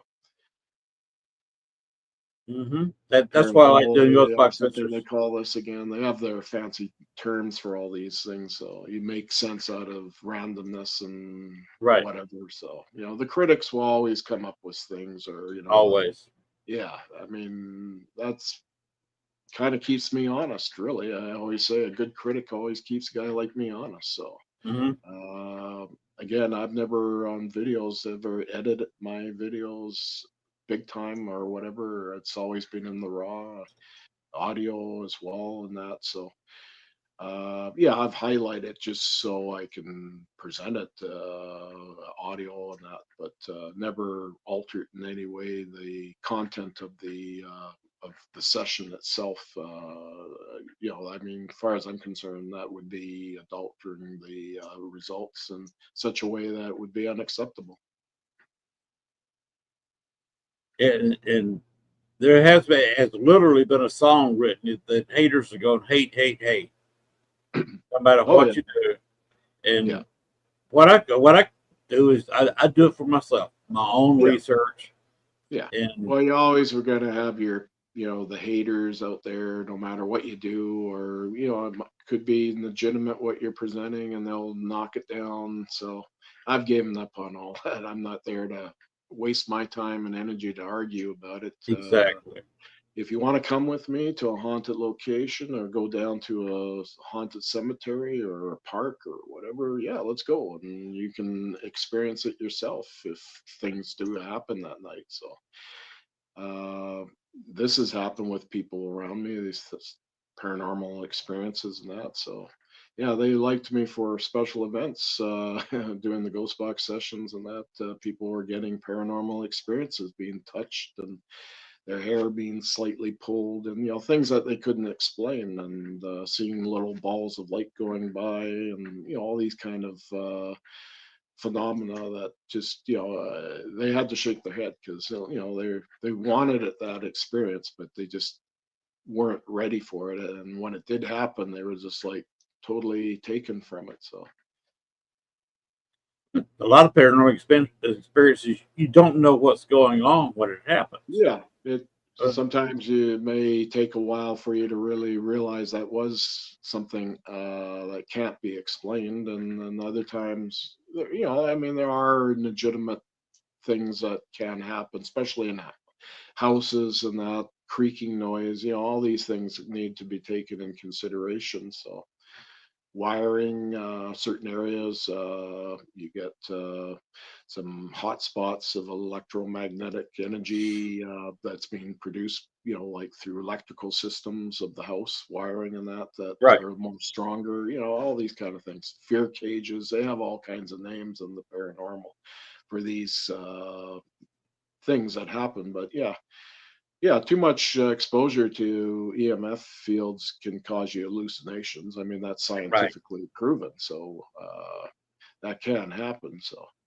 but again, you listen to the stories of people and kind of figure out a little bit what might be happening and so on. So, yeah, I mean, you'll know if that area is like a fear cage because you can use EMF readers and stuff to establish, a baseline, shall we say? right. I had a case once where people were seeing a figure at one particular location, and the bartender uh, Uh-huh. was at the end of the bar, close to this location, where she saw several things, Yeah, and found out that the breaker box was right there. They had something, of course, hiding the breaker box, yeah, you know, yeah. Again, because that might it was prove. right by a hallway, so they Yeah, didn't want to. You don't want everybody seeing your breaker box, so they had something over it. yeah. But Well, you yeah, could tell a lot of it was a yeah, 120-year-old building. yeah, yeah. And the wiring is probably still very old and stuff. And yeah, you're creating big electromagnetic fields in that one area more so than maybe another area because of the breaker box. Mhm. So yeah, exactly. Yeah, but I saw back before I left Georgia back in 2001. I saw a full-bodied apparition. It was Hmm. thick enough where I thought it was a person, Yeah, but yeah. It I did not manifested. know what happened until the museum people, two women were working the place, were saying, "Okay, it's 5 o'clock. We got to close." And Hmm. I was already walking the general direction of the door. Yeah, I said, "What about the other guy that's here?" And they said, "There is no other guy." yeah. They said, "When you came in, Hmm. nobody came in after you. In fact, Yeah, nobody had been here for some time before you came in. I came in the middle of the week, slow day, on yeah. purpose." Uh, I said, "I saw a guy in there watching the movie with me." And of course, they didn't want to talk about it after that. They said, "I don't know what you saw."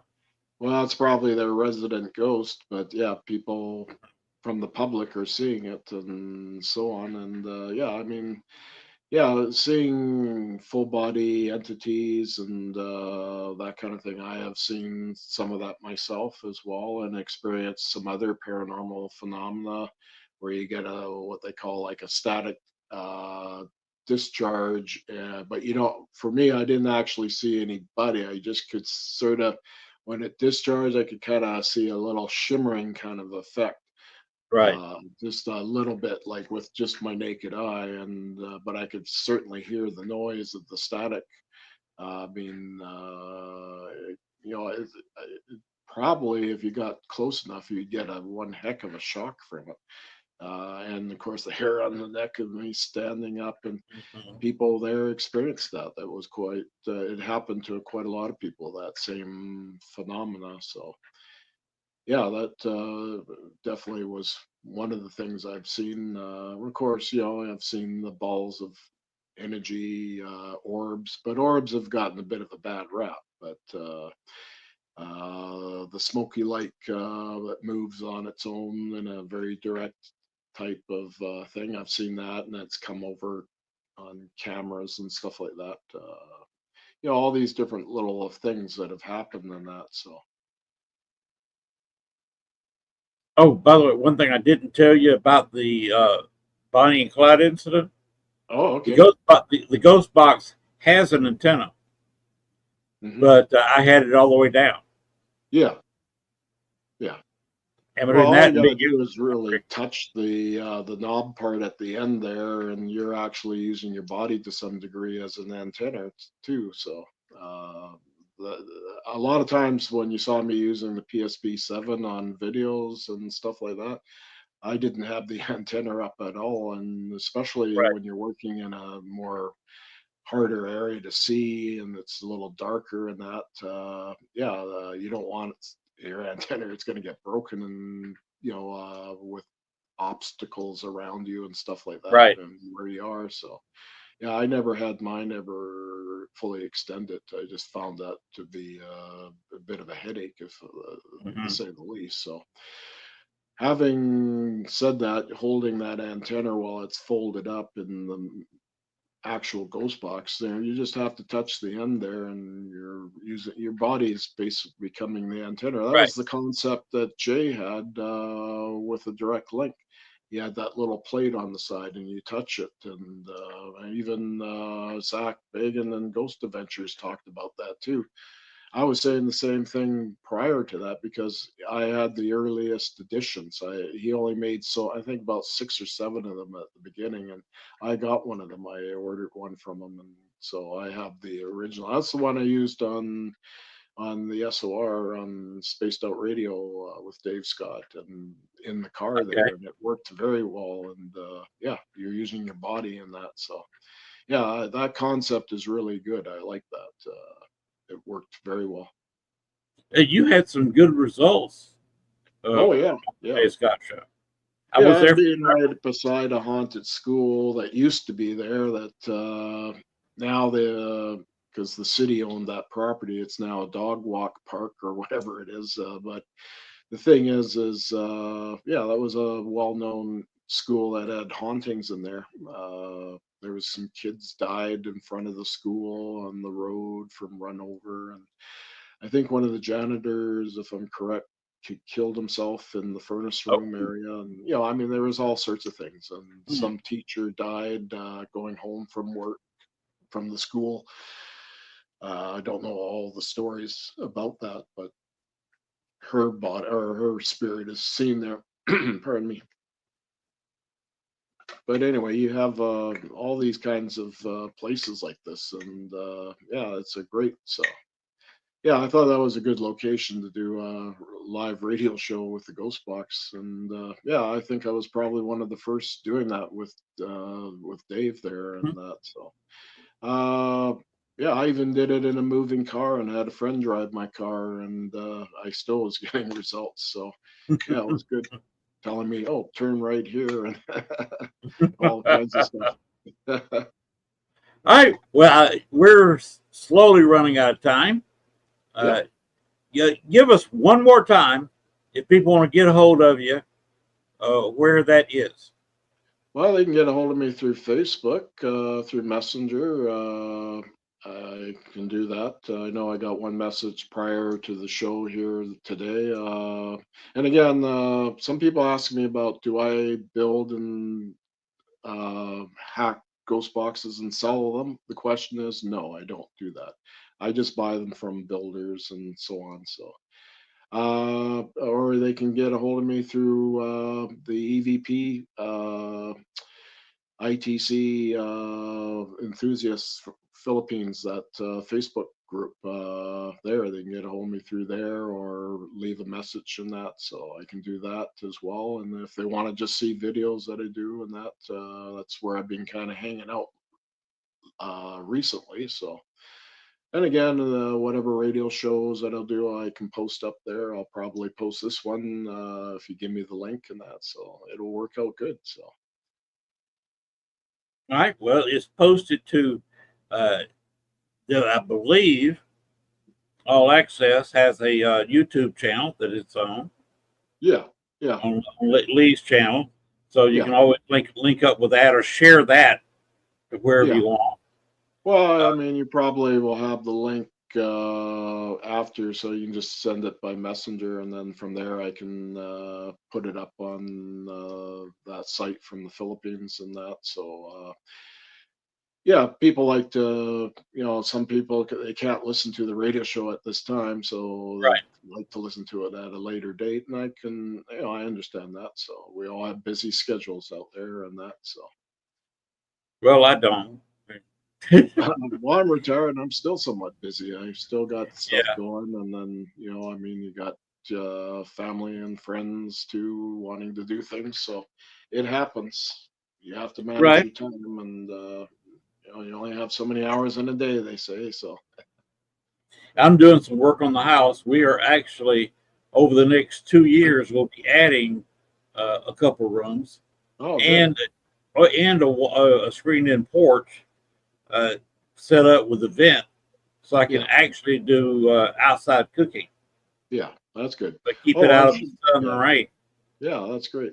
I just remembered. I keep forgetting on Telegraph or Telegram, pardon me. I'm on that app, or social media, and I post stuff up on there as well, and different shows of the past and stuff like that, and photos and so on. And What site yeah, is that? Telegraph?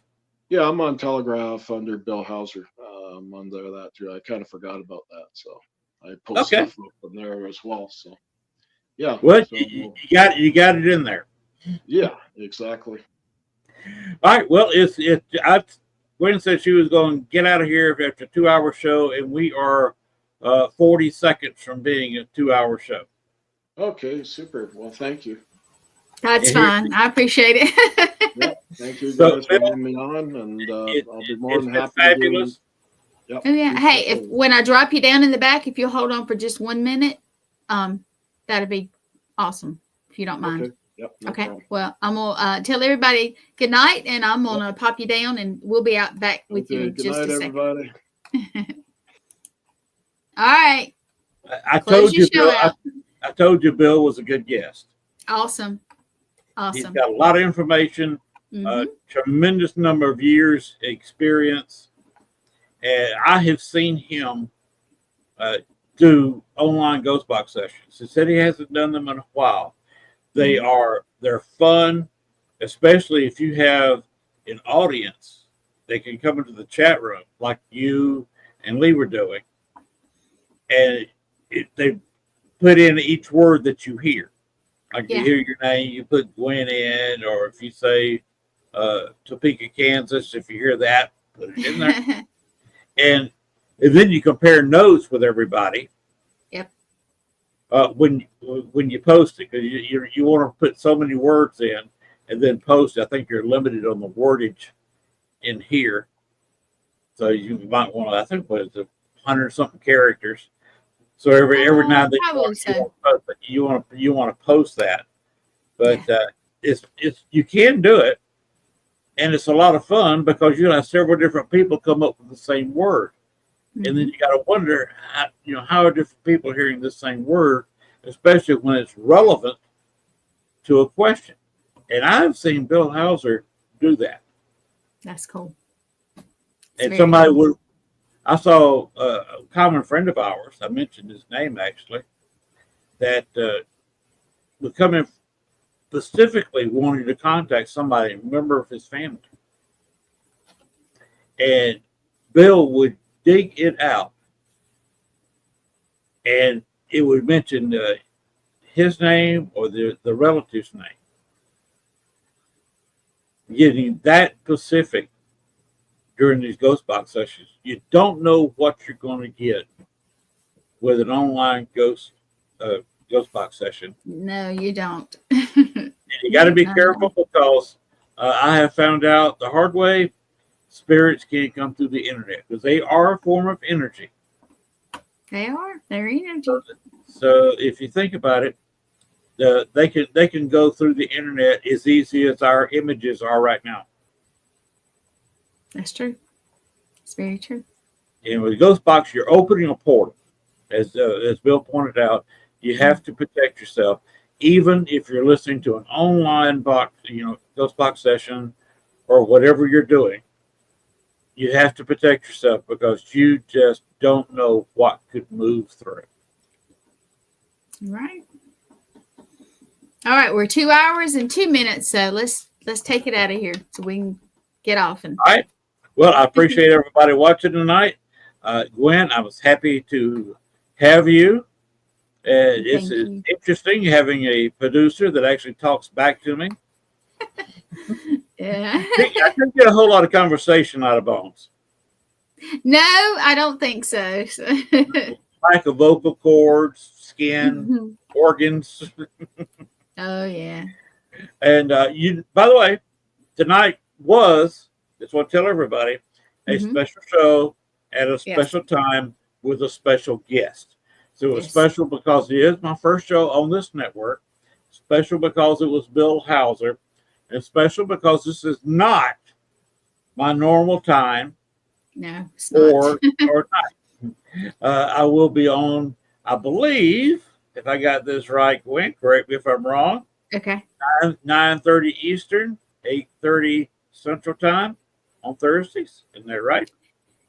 I have to look because we may have a little snafu, but we'll fix something. We're gonna fix it. I'm gonna talk to Len this week, and let me before we put it in stone, let me make sure because we got changes and stuff. So we got to talk about it for a minute. But yeah. Well, all right. The tomorrow night's guest, I got two. I've already got him scheduled for 8:30 Central. 8:30 Central. Thomas, Patrick. My show is on Thursday nights at 8:00 Eastern. Right, that's 7:00 my time. That's when my show is. So it's over at 9 Eastern, right? Which would be 8. Yeah. The 8. See, and you got me at 8:30. Okay. Yeah. Okay. So we got Thomas, and he is actually on the show with me on Monday nights, the Serial Killer Show, and he's an awesome guest too. So you'll have 2 days of 2 guests that were awesome. So we're looking forward to that. Then I have Kenneth Drake. He is a sweetheart. Psychic to the Stars. Then I have Nights on Paranormal. And by the way, I have contacted Kenneth. He is happy to move to Thursday night at 8:30 Central. All right. Nights on Paranormal, I contacted them. They were happy to move from Wednesday to Thursday at 8:30 Central, 9:30 your time. Right. So Sean Ellis is the one I have not need to talk to him and see if he wants to move, if he can move from Friday, because I got him scheduled on the 20th. So I'm just giving everybody a little preview who's going to be on the show next time. And of course, the latter part of the show, I have Mason Meyer on. His group has come out with a new album. So we may get some music samples. Cool. It shouldn't be copyrighted because he wrote the things. Yeah, thank goodness.